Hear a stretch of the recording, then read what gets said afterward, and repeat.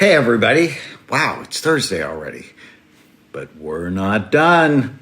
I hear there's 3 more weeks of this. Actually, the pandemic's going to go on longer than 3 weeks. Hopefully, they'll figure out how we can be together in person in safer ways. This has been quite a day. Got to talk to a lot of my patients, and I love that. But the Orange County Register, I think I told you this, did a story on my parents. They did a feature on them. Well, how cool is that? I'm not going to read you the whole story, maybe, but it says elderly couple recovers, swears by a controversial treatment. Why? I know this. Whenever I talk to reporters, they're not looking to report the story. They're trying to find an edge to get you to pay attention. So we'll get to the controversy. Keith Sharon wrote it from the Orange County Register, and I actually think he did a pretty good job. But I love the opening statement. The opening sentence. She put on lipstick, wore sunglasses, packed a suitcase, and as the ambulance was arriving, she told some family members she was on her way to die. She had pneumonia and tested positive for COVID-19. It was Sunday, March 29th, when EMTs wrapped 88-year-old Dolores Amon in a yellow tarp like you would use to protect a floor when painting, her daughter Marianne said, and whisked her off to Hoag Hospital in Newport Beach. The EMTs did not allow her suitcase in the ambulance. How terrible.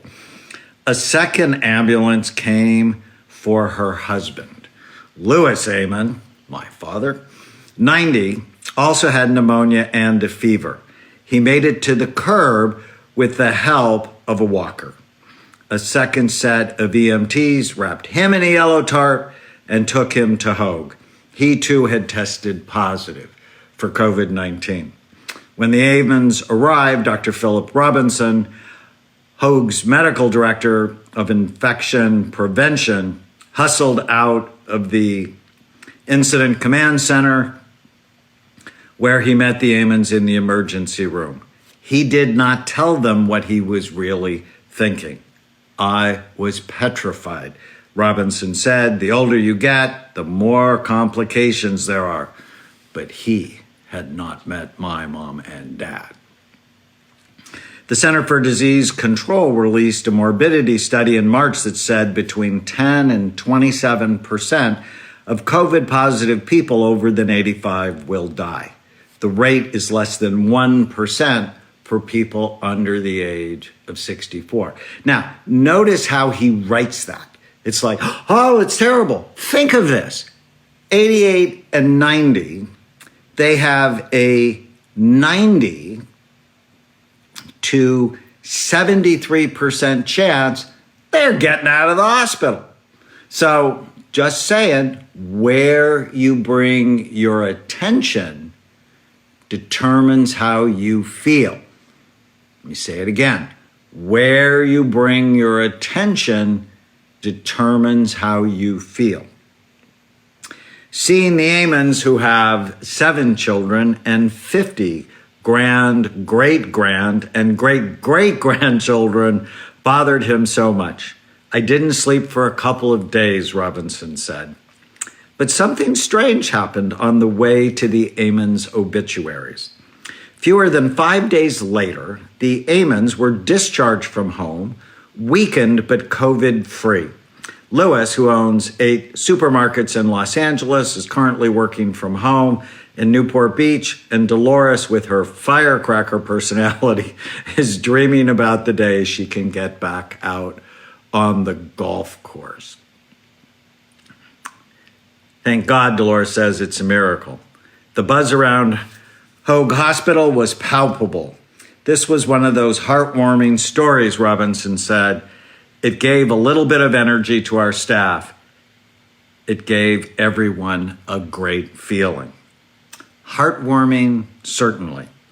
Also unconventional, jaw-dropping, and ultimately, as you'll see, controversial.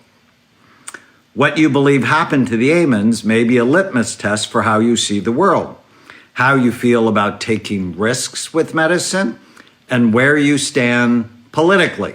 Now, I don't really get that. The story is full of hope and disagreement. The Amons used an unproven treatment that has been touted by President Donald Trump. It was prescribed first by their son, me, a celebrity psychiatrist, I don't know how I feel about that, who was on Dr. Phil show 2 weeks ago in between YouTube appearances with Miley Cyrus. At Hoag's, Dr. Robinson, who continued to administer the prescription, said if he had a choice to do it again, he wouldn't. Pay attention to that. If he had a choice to do it again, he would gamble with my parents' lives. That sort of is irritating, right? Because whether or not it worked, it may have worked. And why wouldn't you do what worked? He wouldn't do it again. There's no way to know if the treatment had any effect on the Amons, even though they did defy the odds soon after taking it. Or were they just lucky? Is your blood boiling yet? Get out of the ice. And then this goes on to talk about my parents and how they met, and it's really beautiful. And then their lives and all the children. But things weren't going well for the Amons in March of 2020. Dolores was still recovering from a broken hip. Lewis was having trouble with his heart. The coronavirus, which was spreading rapidly all over the world, seemed lower on their list of priorities. On March 10th, my sister Mary took her father to have a chest x-ray in Newport Beach. There was a room full of coughing people. In my mind, Mary said, that's where she thinks he got the virus. On March 16th, he went to work, but came home with a fever. So he's 90 years old and he goes to work 4 days a week. At the same time, Mary, my sister, was developing a case of pneumonia. Still, neither of them could get a test for coronavirus. That's when Dr. Daniel Amon, that's me, their youngest son, stepped in. We actually had tests at Amon Clinics. Now, we're a psychiatric clinic, but we also do a lot of medical things. And we had tests, and I'm like, my dad's sick, he can't get a test. We tested him. And so I sent my niece, Crystal, who runs our Costa Mesa clinic, and she's one of my heroes in all of this. She went gloved up, put a mask on, and she tested them. I thought the future was grim. Mom has battled pneumonia 10 times. I didn't have a good feeling, especially about my mom. And when both tests came back positive, I was worried that one or both of them was going to die. I mean, I was here telling you that. And so I prescribed hydroxychloroquine and a Z-Pak and zinc for my mom and dad. I mean, why wouldn't I? Do we know for sure it works? No, but we know for sure that the virus kills a lot of people. And there's evidence, and everybody goes, it's anecdotal. Well, what does it mean? There's actually a placebo-controlled trial showing it worked better than placebo. That's not anecdotal. Now, all the tests don't go, oh, all of it works. Well, guess what? All the studies on Prozac don't say it works. All the studies on kidney medications don't say it works. All of the antibacterial drugs don't work. You have to tailor the treatment, and then you have to go, Well, it's this against that. It's nothing against something. So, was I going to do nothing and hope? Daniel said. No, I didn't hesitate. I have a bias toward action. When it's your mom or dad, you would do anything if you like them. And I like them a lot. He wrote out 2 prescriptions, as I said. His parents started taking the drugs before the ambulance came.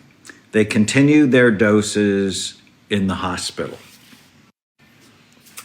They continued their doses in the hospital. I went to medical school. I read the studies. I know a definitive answer is not coming for months. Anyways, I talk about how I put him on it and how Trump, and then the article goes how Trump was for it. Fauci was like, we'll see. And the idea that he wouldn't have done it even though it worked. It's not sitting right with me. But the story ends well. Whether it was the care they received, luck, hydroxychloroquine in a Z-Pack, the Amons are home, and Dolores is thinking about golf. I ought to be able to putt, she said, which is just so funny. Anyways, what I want to talk about tonight is the death dragon. I've hinted I have a new book coming out next year called Your Brain is Always Listening. And part 1 is about the dragons from the past that still breathe fire on your emotional brain and causing you trouble.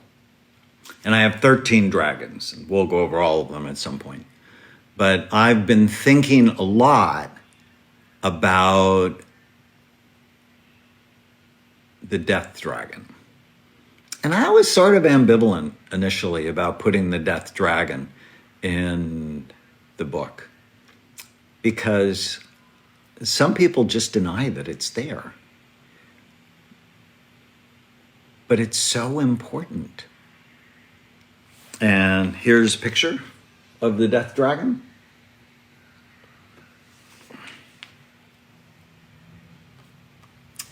Oh, let me go to my notes. So the death dragon, I think he or she is always with us. It often starts in people during midlife. And it's actually the cause, I believe, of midlife crises. Because you have parents that die or parents of your friends that die, and you ask yourself this question: is this all there is? And if you're not happy with your life, in fact, you'll be happy with your life if you're not thrilled with your life and think there is more, you start changing things because you begin to realize you're going to die. Now, sometimes the death dragon comes early. If you have a parent that dies, if you have a sibling that's sick, where you get face to face with death and your mortality. Most teenagers think they're going to live forever, so the death dragon doesn't bother them until they have a friend that commits suicide. When I was 18, Vietnam was still going on, and I became an infantry medic where my love of medicine was born. Thank goodness for me, I didn't go to Vietnam. I went to Germany, and I was helping. It was in the 3rd Armored Division and helped protect West Germany from the Russians, basically. And I drove an ambulance. And that's where I came face to face with death. My first time, it was a motorcycle accident. This was 1973. They're not wearing helmets. and we had to scoop someone up, a soldier, off the side of the road. It was horrifying. And I didn't sleep for days because here I am face to face with the death dragon. And then when I was in college, I went to Vanguard University Christian School here in Orange County, and I took a class on death and dying. And there we actually had to write our own funerals. And I actually think it is one of the most important exercises that I have done. And I know that sounds crazy, and for some people it sounds morbid, but it wasn't morbid. It was important for my development. I have a quote I'm trying to find.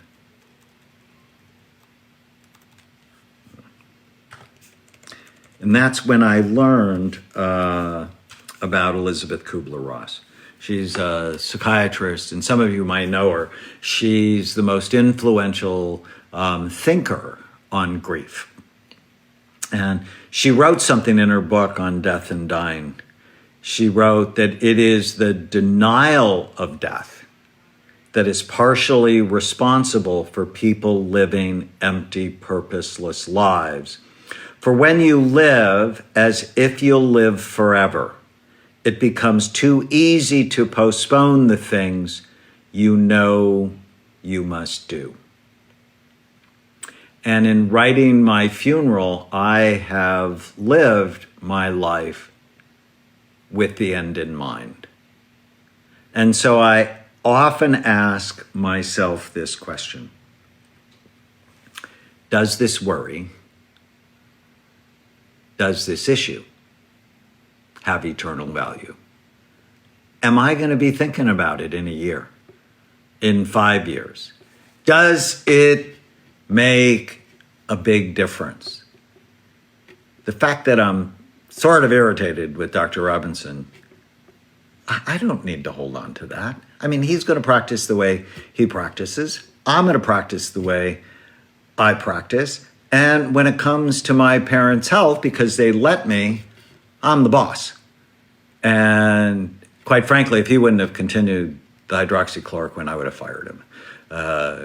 Because you have to believe in informed consent, right? That's just good medicine. That, we agree on what the problem is. You give me the options, me as their caretaker, I decide. Don't ever let your doctor be your mother. Don't ever let your doctor be your boss. They should be your partner in getting you well. All right. So the death dragon starts in midlife, starts earlier if you're faced with death, accident, illnesses, friends, commit suicide. It also rears its ugly head with fear of aging, losing your youth, or living a life without meaning.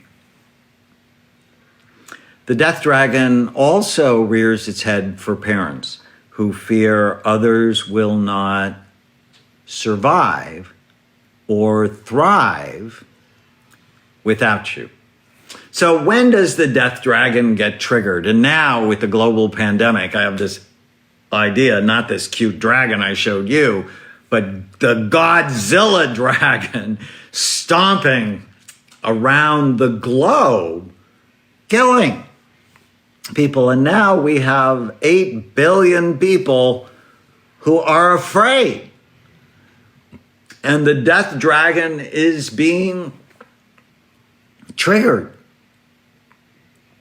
So it gets triggered when you see your mortality, such as in a near miss accident, an illness, or when someone you care about dies, or when you turn on the television and you watch the day-to-day global pandemic. The death dragon has been unleashed around the globe, no matter where you are. So how do people react to the death dragon. Fear of dying. They get preoccupied in their thoughts. You have a pervading sense of impending doom. And there's a lot of panic attacks. And sometimes it overwhelms them that the death dragon wins and they kill themselves. And calls to suicide hotlines have gone way up. And we've seen calls to Amen Clinic for people who are having suicidal thoughts or behaviors gone way up.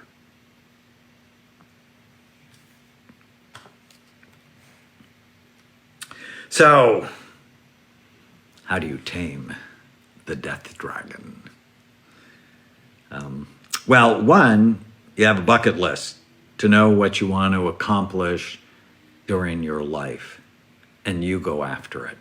You live as if you're going to die, because you are going to die. This is temporary. We are here for a season, and being aware of that, yes, it can cause you to go off and live a meaningless life, or it can cause you to create a deep sense of meaning and purpose and live in the present. Many of you have heard about Abraham Maslow, who came out with Maslow's hierarchy of needs. And it's taught.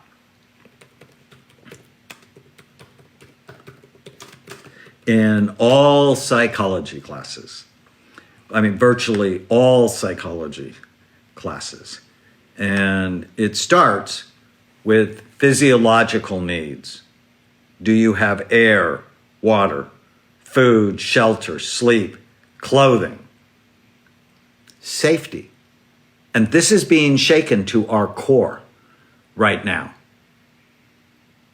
That the foundational psychological need is being shaken to our core. The next hierarchy of needs is safety, personal security, employment, resources, health, property. Again, shaken to our core. And then above that, and you have to have the foundational ones before you get the other ones, according to Maslow. Love and belonging, friendship, intimacy, family, sense of connection. And then above that is respect, self-esteem, status, recognition, strength, freedom. And then the last one is self-actualization, desire to become the most that you can be. And now we're in the middle of a pandemic where the very foundational structures are threatened. And I like Maslow. I think this is helpful. But I like Viktor Frankl a whole lot better. Dr. Frankl wrote this incredible book, Man's Search for Meaning. And he was actually contemporaries with Dr. Maslow. And Frankl didn't agree with Maslow because Frankl was an Austrian psychiatrist who was taken into a German Nazi concentration camp. And he said even when people didn't have food, shelter, clothing, they were not safe. In fact, they were terrorized. Even if they didn't have the foundational structure for psychological well-being, if they had purpose, if they had meaning, if they had a reason to get up, they did okay. And if you've never read Man's Search for Meaning, I highly recommend it in the middle of a pandemic.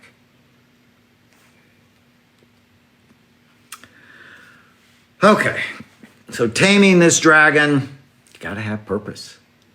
Who are you connected to? Why do you care?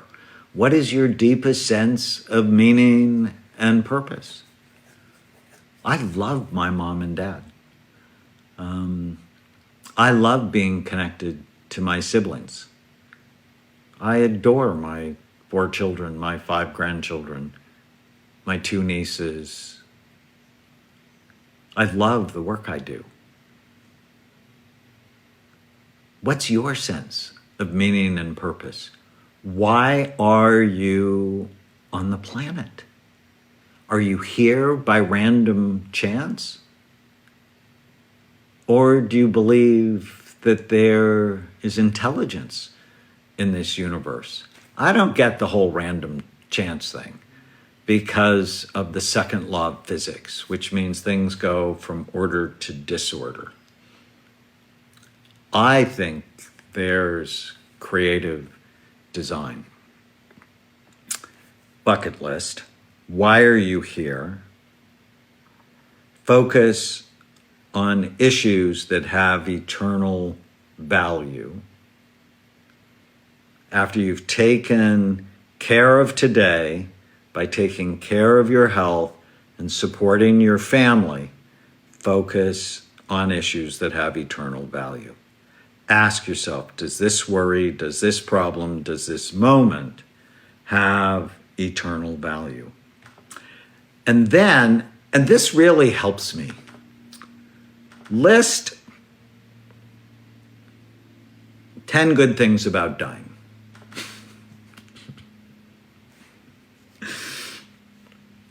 I know some of you are like, what?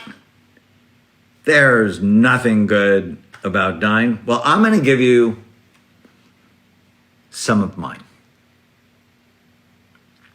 My faith leads me to believe I will have eternal life. Now, whatever your faith, that's what my faith, and it gives me comfort that I am going to see my grandfather again. Now, there are a whole bunch of people I really don't want to see. But I want to see him. No more people coughing on airplanes, and I just can't imagine how much worse that's going to be for me the next time I get on a plane.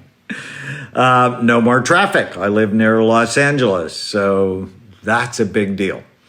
No more internet trolls. I have plenty. No more divisive political campaigns, at least I hope so. Oh my goodness, it's so toxic out there. No more taxes, no more spam or junk mail. I won't have to shave anymore or deal with the times I cut myself. I won't have to get my teeth cleaned and have someone with a sharp metal object poking around in my mouth. No more root canals. And I had to have one recently. And I'm like, that is definitely a good thing about dying.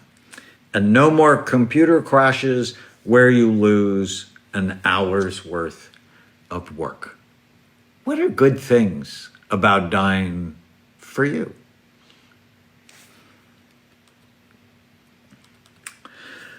Okay.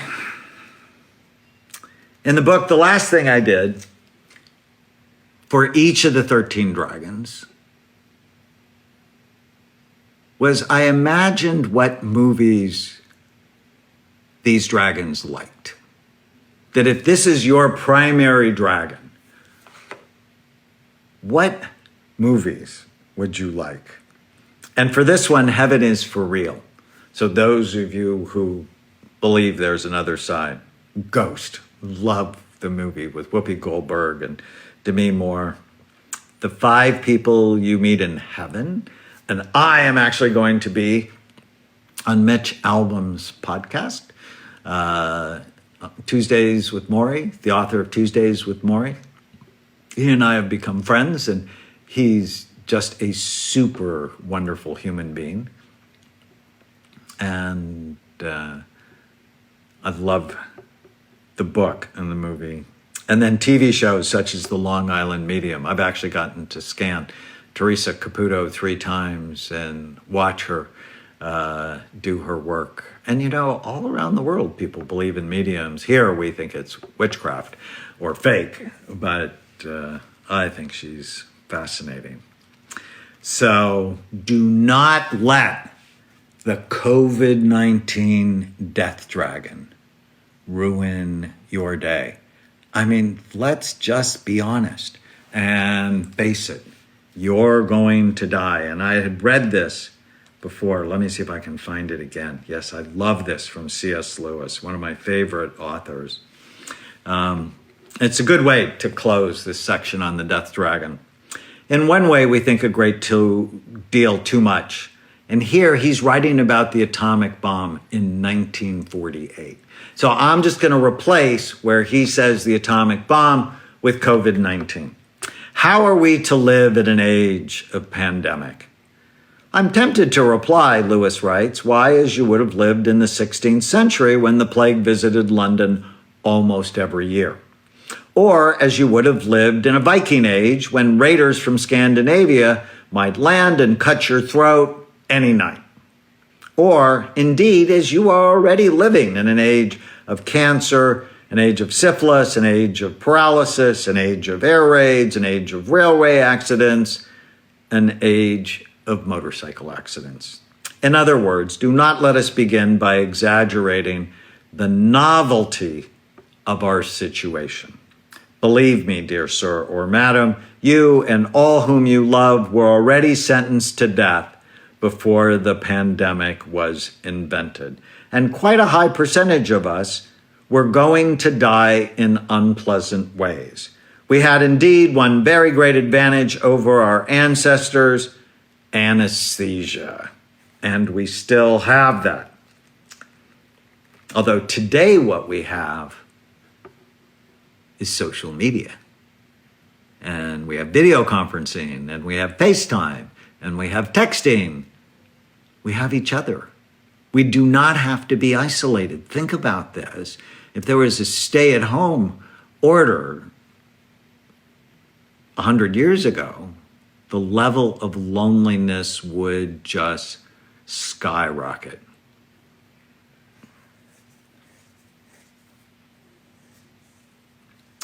This is the first point to be made, and the first action to be taken is to pull ourselves together.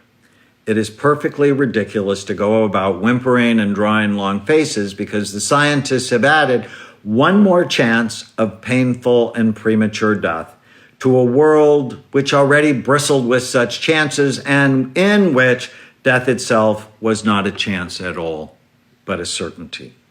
If we are going to be destroyed by COVID-19, let the virus, when it comes, find us doing sensible and human things. Praying, working, teaching, reading, listening to music, bathing the children, playing tennis, chatting to our friends over a pint and game of darts, not huddled together like frightened sheep thinking about the virus. It may break our bodies, microbes can do that, but it need not dominate our minds. Don't let the death dragon ruin your life. Thanks so much for listening.